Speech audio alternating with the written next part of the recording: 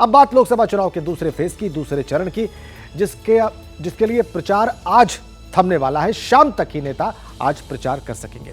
दूसरे चरण के लिए 26 अप्रैल को मतदान होना है और लोकसभा चुनाव के दूसरे चरण में 13 राज्यों की 88 सीटें शामिल हैं, जहां पर मतदान होना है और इसके लिए प्रचार आज शाम को थम जाएगा। तो दूसरे दौर के लिए चुनाव प्रचार का आज आखिरी दिन, आज शाम को चुनाव प्रचार थम जाएगा। आज का दिन आखिरी दिन है नेताओं के पास दूसरे फेज के लिए चुनाव प्रचार करने का। यह बड़ी अपडेट, आज शाम को चुनाव प्रचार समाप्त हो जाएगा। दूसरे चरण के चुनाव के बारे में कुछ और महत्वपूर्ण तथ्य जो हमारे पास हैं, आइए अब आपको विस्तार से बताते हैं क्या है ये दूसरे चरण का चुनाव। इसमें 26 अप्रैल को मतदान होना है। कुल सीटें 88 हैं जिन पर मतदान होगा। 13 राज्यों में कुल ये चुनाव होने वाला है और कुल 1206 उम्मीदवारों की किस्मत आजमाई जाएगी इस दूसरे चरण के चुनाव में।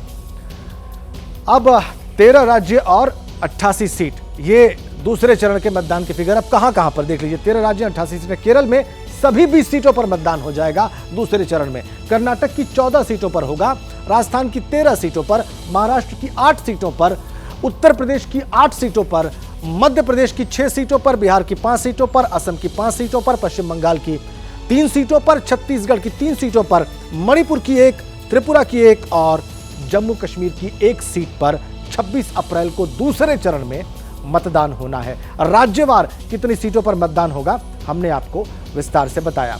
हमारे सहयोगी ग्राउंड जीरो से हमारे साथ कनेक्ट हैं, जो आज आखिरी दिन के चुनाव प्रचार पर नजर रखे हुए हैं और सारी गतिविधियों पर नजर रखे हुए हैं। मेरठ से सनुज शर्मा, गाजियाबाद से शक्ति सिंह, ये 2 सहयोगी हमारे साथ जुड़े हुए हैं। मेरठ में दूसरे चरण में मतदान होना है। सनुज के पास चलते हैं। सनुज, मेरठ की राजनीति को बहुत अच्छे से देखते समझते आए हैं। सनुज, कैसा रहा है अब तक प्रचार? आज क्या होने वाला है और क्या दिखाई दे रहा है आपको? देखिए, मेरठ की जो सीट है वो हाई प्रोफाइल सीट है। तमाम पार्टियों के दिग्गजों ने पूरी ताकत झोंकी है, चाहे मुख्यमंत्री योगी आदित्यनाथ हो, चाहे अखिलेश यादव हो, चाहे मायावती हो, चाहे अखिलेश यादव के और सहयोगी हो या मुख्यमंत्री के और मंत्री हो। पूरी मेरठ में ताकत झोंकी जा रही है, चूंकि यहां पर रामायण में राम का किरदार निभाने वाले अरुण गोविल को चुनावी मैदान में उतारकर बीजेपी ने एक प्रयोग किया है। अब यह बीजेपी का प्रयोग कितना सफल होता है, उसी को सफल करने के लिए बीजेपी ने पूरी ताकत झोंक रखी है। आज चूंकि चुनाव प्रचार का आखिरी दिन है और शाम को चुनावी शोर थम जाएगा, ऐसे में तमाम दिग्गज पूरी ताकत लगाएंगे। बीजेपी का रोड शो है। समाजवादी पार्टी के प्रत्याशी सुनीता वर्मा है, पूर्व मेयर रही हैं, वो भी पूरी मजबूती से चुनाव लड़ रही हैं। देवव्रत त्यागी है, बसपा के प्रत्याशी हैं, वो भी पूरी मजबूती से चुनाव लड़ रहे हैं। तो आज तमाम दिग्गज यहां मैदान में होंगे।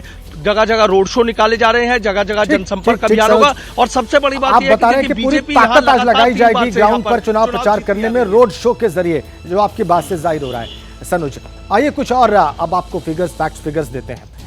ये देखिए आप, दूसरे फेज के दिग्गज कौन कौन से हैं, बड़े चेहरे।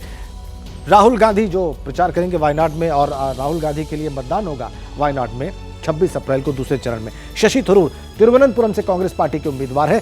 26 अप्रैल को उनके लिए भी केरल की जनता, तिरुवनंतपुरम की जनता मतदान करेगी।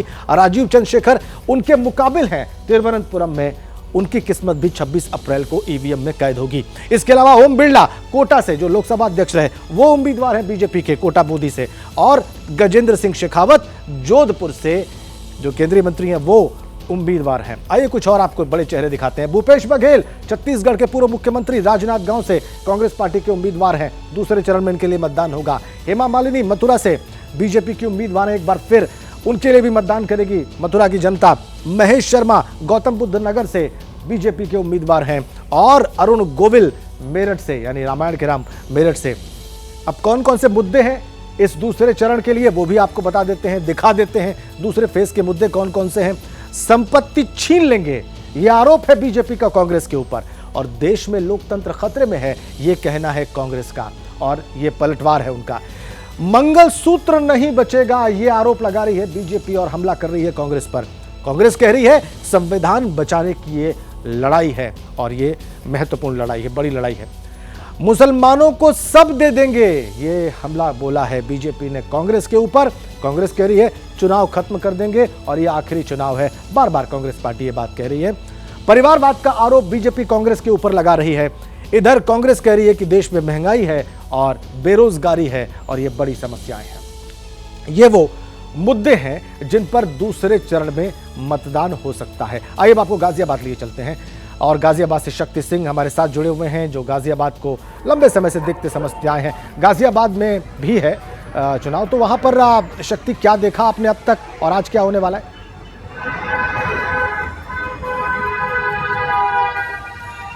देखिए, अगर गाजियाबाद की बात करें तो गाजियाबाद में आज तीन प्रत्याशी माने जा रहे हैं। त्रिकोणीय कहते हैं ये चुनाव है इस समय, क्योंकि जो नंदकिशोर पुंडीर हैं जो बसपा के हैं वो आज रोड शो निकालेंगे, अतुल गर्ग हैं बीजेपी के वो रोड शो निकालेंगे, और जो डॉली शर्मा है कांग्रेस गठबंधन की प्रत्याशी वो आज रोड शो निकालेंगे। अगर गाजियाबाद की बात की जाए तो गाजियाबाद को बीजेपी की एक ऐसी सीट मानी जाती है कि 1991 से यहाँ पर बीजेपी का कब्जा रहा है। सिर्फ एक बार 2004 में ये कांग्रेस के पास गई थी। तो यहाँ से अगर बात की जाए तो यहाँ से राजनाथ सिंह तक चुनाव लड़ चुके हैं और एक बार यहाँ पर विजयी हो चुके हैं। 4 बार यहाँ पर 1991 की बात की जाए तो यहाँ पर जो रमेशन तोमर थे बीजेपी के, वो 4 बार के सांसद रहे हैं। ठीक है, आपकी बात से दो बातें बहुत साफ जाहिर है शक्ति। एक तो ये कि आज वहां पर बहुत सारे रोड शो होंगे, और दूसरे ये कि एक आधा बार बीच में छोड़ दिया जाए तो ज्यादातर बीजेपी के पाले में सीट गई है और राजनाथ सिंह यहां से सांसद रह चुके हैं।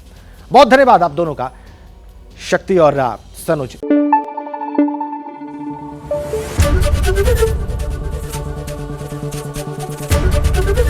एबीपी न्यूज आपको रखे आगे।